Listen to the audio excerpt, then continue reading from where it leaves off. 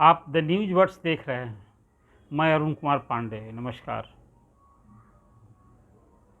आज बिहार विधानसभा में बिहार की सरकारी नौकरियों में 65% आरक्षण से संबंधित विधेयक पास हो गया। मतलब बिहार में की सरकारी नौकरी में 50% की आरक्षण का दायरा बढ़ाकर अब 65% कर दिया गया है और इसके साथ जो 10% अगली जाति के लिए आरक्षण वो जोड़ करके 75% सीटें अब आरक्षित हो गई हैं। इसी तरह से शैक्षिक संस्थानों में नामांकन में भी आरक्षण होगा और इसको आज सर्वसम्मति से पास हुआ। सभी दलों ने इसका समर्थन किया। मांग तो ये उठ रही थी कि अभी इस आरक्षण की सीमा को और बढ़ाया जाए, लेकिन आज जो अभी बिहार का आरक्षण का कानून है उसमें इसी हद तक संशोधन हुआ है और करने के बाद पिछड़े अनुसूचित जाति और जनजाति का आरक्षण बढ़ा दिया गया है। अनुसूचित जाति और जनजाति की आबादी के हिसाब से आरक्षण होता है, जबकि पिछड़े और अति पिछड़ों के आरक्षण का दायरा बढ़ाकर उसे 43% किया गया है। इस बिल के पास होने के बाद आज सदन में जो चर्चा हो रही थी उसमें हम पार्टी के नेता पूर्व मुख्यमंत्री जीतन राम मांझी ने नामांकन से संबंधित जो बिल था, नामांकन में आरक्षण, उसमें चर्चा में शरीक हुए और उस चर्चा में उन्होंने बिहार में जो जातीय गणना हुई है उसकी गड़बड़ियों का उल्लेख किया। उन्होंने कहा कि इसमें फर्जीवाड़ा हुआ है, ये कागज़ पर ये सब कुछ आंकड़े तैयार किए गए हैं, वास्तविक नहीं हैं, और जब ये आंकड़े ही वास्तविक नहीं हैं जाति के, तो इसके आधार पर जो और कुछ व्यवस्था हो रही है, आरक्षण का दायरा बढ़ाया जा रहा है, उस पर सवाल उठाया। उन्होंने आरक्षण बढ़ाए जाने का विरोध नहीं किया, लेकिन खासकर अनुसूचित जनजाति का जो आरक्षण है और उसका जो अभी प्रभाव है उस पर सवाल उठाया। और उन्होंने कहा कि अंबेडकर साहब ने तो जो आरक्षण लागू किया था तो 10 वर्षों के लिए किया था और 10 साल पर इसकी समीक्षा की बात की थी। तो उन्होंने सवाल उठाया कि बिहार में जो आरक्षण लागू है 1971 से रोस्टर लागू है और उसमें जो अभी आप आंकड़ा आया है सरकारी, उसमें 16% यदि रिजर्वेशन है तो संख्या तो अभी जो सरकारी नौकरियों में अनुसूचित जाति का 3 पॉइंट समथिंग है। ये सब अभी कुछ कह ही रहे थे कि मुख्यमंत्री नीतीश कुमार आग बबूला हो गए और इसके बाद शुरू हो गए तुम तराक पर। उन्होंने कहा कि इसको कुछ आता है, इसको कुछ समझ में आता है, इसका कुछ सेंस है। ये तो मेरी मूर्खता थी कि हमने इसको सीएम बना दिया, ये मेरा गधापन था कि हमने इसको सीएम बना दिया। और फिर लगातार तुम तराक पर लगातार मुख्यमंत्री अपना पूरी तरह आपा खो बैठे थे और रोकते नहीं रुक रहे थे। संसदीय कार्य मंत्री विजय कुमार चौधरी ने मुख्यमंत्री को रोकने की कोशिश की। पीछे पीआरडी मिनिस्टर संजय झा बैठे थे, उन्होंने भी मुख्यमंत्री को रोकने की कोशिश की। विजेंद्र यादव जो ऊर्जा मंत्री हैं वो भी थे साथ, नीचे बगल में बैठे, उन्होंने भी मुख्यमंत्री को रुकने की कोशिश की, लेकिन मुख्यमंत्री रुकने को कहाँ तैयार थे। वो लगातार जीतन राम मांझी पर हमला बोल रहे थे। उन्हें ये खींच थी, उन्हें कहा कि ये मेरे ही तरफ था, उधर चला गया है, मतलब भाजपा की तरफ चलना है। ये तो गवर्नर बनना चाहता था, मेरे साथ भी था, तो मतलब ये जितनी बातें उन्हें की वो आप कहेंगे कि मर्यादा, भाषा की मर्यादा तो पूरी तरह मुख्यमंत्री के वक्तव्य में कहीं था ही नहीं, कोई जगह नहीं थी। और लगातार तुम तराक करके अब उसी समय जीतन राम मांझी बोल रहे थे, वो हतप्रभ थे, अवाक रह गए।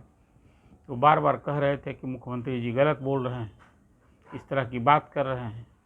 बाद में फिर उनका माइक बंद हो गया और मुख्यमंत्री लगातार बोलते रहे। इस बीच खड़े भी हो गए संसदीय कार्य मंत्री बोलने के लिए, तभी मुख्यमंत्री फिर बोलना शुरू कर दिए। और जीतन राम मांझी को आज उन्होंने जिस ढंग की बातें कही वो कहीं भी संसदीय मर्यादा को तार तार कर गया। मुख्यमंत्री नीतीश कुमार की एक छवि गंभीर राजनेता की रही है और शिष्टता के लिए वो जाने जाते थे, लेकिन आखिर क्या हो गया है, मुख्यमंत्री को ये गुस्सा क्यों आ रहा है। मुख्यमंत्री इधर हाल के दिनों में उनका व्यवहार, उनका बॉडी लैंग्वेज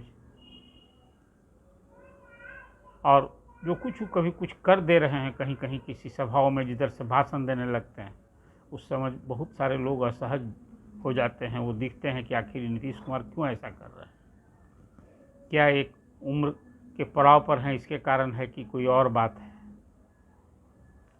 अब ये सवाल तो विरोधी तरह तरह की बात कर रहे हैं, और जिसको लेकर के बीजेपी ने दलित सम्मान का सवाल उठाया, जीतन राम मांझी के अपमान को दलित का अपमान कहा, महादलित का अपमान कहा, और इसको लेकर अब कल राजभवन मार्च करने की ठानी है, राज्यपाल से मिलने जाएंगे।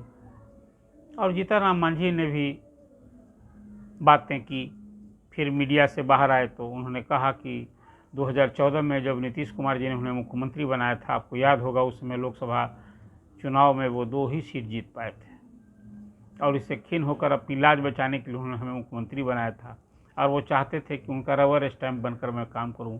2 महीना तो मैंने इसी ढंग से काम किया, जो नीतीश कुमार चाहे उसी को मंत्री बनाया। कैबिनेट मेरी राय से नहीं, नीतीश कुमार की राय से बनी। अधिकारियों के भी पदस्थापन नीतीश कुमार के ही की राय से होती रही। 2 महीना के बाद जब कुछ अपनी राय हम देने लगे तो बात बिगड़ी, और अंत में 6 महीने के बाद कहिए कि नीतीश कुमार ने फिर इनको हटाकर खुद मुख्यमंत्री बन गया। तो आज ये वाकया हुआ असेंबली में। आपको याद होगा अभी 2 ही दिन पहले मुख्यमंत्री ने जातीय आरक्षण के संदर्भ में खासकर महिला शिक्षा के प्रचार प्रसार, और उसमें शिक्षा के साथ जो महिला शिक्षा को फिर उसे प्रजनन दर घटता है, इस संबंध में बात करते उस दिन भी कुछ उन्होंने बात की थी, उनको शब्दों में बयान नहीं किया जाता। और आप जानते हैं कि असेंबली की प्रोसीडिंग जब मुख्यमंत्री बोलते हैं तो उसका लाइव टेलीकास्ट होता है। भले ही विधानसभा की कार्यवाही से आज का भी जो मुख्यमंत्री का वक्तव्य है उसको हटा दिया जाएगा, लेकिन अब सारी दुनिया देख चुकी है, जान चुकी है। आज यूटीवी पर और सोशल मीडिया पर तो आज मुख्यमंत्री ने जो कुछ जीतन राम मांझी के साथ किया व्यवहार, जो अशिष्टता दिखाई, अमर्यादित शब्दों का प्रयोग किया, भाषा की मर्यादा खो गए, ये आज सुर्खियाँ बटोर रहा है। और फिर एक ये कहीं बड़ा मुद्दा बीजेपी से भी एक मुद्दा बनाने की भरसक कोशिश करेगी।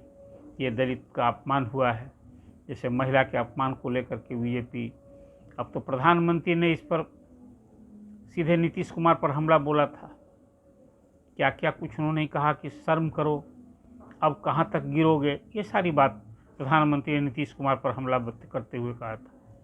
अब ये दूसरा एक मुद्दा बीजेपी को मिल गया है। अब जहाँ बिहार में 65% आरक्षण हुआ है लागू, अब ये एक जहाँ बड़ा मुद्दा था, राजनीतिक मुद्दा, और अब इसकी जगह फिर ये जीतन राम मांझी का ही मुद्दा आज फिर गर्मा गया है, और निशाने पर अब नीतीश कुमार होंगे, INDA होगा, और उनके सहयोगी दल के लिए अब उनका बचाव करना भी कठिन ही हो गया है। हालांकि नीतीश कुमार के पक्ष में आज कई नेताओं ने बयान दिए, और उनका कहना था कि भाजपा पर हमला बोलते रहे वो लोग, लेकिन नीतीश कुमार के व्यवहार, जो संसदीय मामलों के जानकार हैं, वो किसी को नहीं पच रहा है। अब सदन में जो बातें कही, यदि सदन से बाहर मुख्यमंत्री ये जिस ढंग से टिप्पणी की तो ये अनुसूचित जाति उत्पीड़न का मामला बनता, कि सदन में जो बातें की जाती है उस पर शायद ये मामला नहीं बनता है। तो कुल मिला जुलाकर आज जो कुछ हुआ सदन में वो बहुत ही दुखदायी है, और संसदीय मामलों के रूप में 30-35 वर्षों का मेरा खुद का अनुभव है, और जो कुछ हमने देखा है विधानसभा में या संसद में, कोई पिता पुत्र भी यदि मेंबर साथ हो तो उसको सदन में कोई तुम ताम करके बात करने की छूट इजाज़त नहीं है, कोई परंपरा नहीं है, ये अशिष्टता मानी जाती है। और जीतन राम मांझी तो राजनीतिक रूप से भी नीतीश कुमार से उनका ज़्यादा लंबा कद है, वो 80 में ही विधायक हो गए थे, नीतीश कुमार 1985 में हुए थे। ठीक है, केंद्र में रहे नीतीश कुमार, लेकिन ये तो बात अलग है, किसी कद की बात नहीं, यहाँ बात होती है संसदीय मर्यादा की, भाषा की मर्यादा की। तो आज सचमुच विधानसभा में फिर मुख्यमंत्री ने, इसके पहले भी आपको याद होगा जब विपक्ष के नेता थे तेजस्वी यादव, तो उनको भी तुम तलाक पर कई कई बार ऐसी बात हुई है, कभी वो स्पीकर से भी उलझ गए थे जब विजय सिन्हा स्पीकर थे और स्पीकर के नियमन को ही एक तरह से चुनौती दे दी थी, धत्ता बता दिया था। कुल मिला जो इधर नीतीश कुमार जिस ढंग से अपना आपा खो बैठते हैं, एक बड़ा ही चिंतन और गंभीर विषय है। आप क्या सोचते हैं नीतीश कुमार में ये जो बदलाव आया है, जिस ढंग का अभी कुछ वो अपना टिप्पणी करते हैं, बयान देते हैं, या जिस ढंग से अभी आपने देखा कि राष्ट्रपति के कार्यक्रम में भी जो कुछ उन्होंने जिस ढंग से बातें की, अभी चीफ सेक्रेटरी को राष्ट्रपति की मीटिंग में कह रहे हैं कि चीफ सेक्रेटरी साहब कितना बढ़िया कपड़ा पहन के आए, मन से इस तरह की बात कर रहे हैं। आप जिस सड़क से आई हैं, सड़क हमने बनवाया है, ये जो जहाँ अस्पताल बन रहा है एम्स, वो ज़मीन हमने दी थी। नहीं, इस तरह की बात मुख्यमंत्री कुछ अजीब ढंग की बात करने लगे हैं। तो सचमुच में एक किसी के लिए भी एक सवाल उठता है कि आखिर मुख्यमंत्री ऐसा क्यों कर रहे हैं, मुख्यमंत्री को क्यों गुस्सा आने लगा है।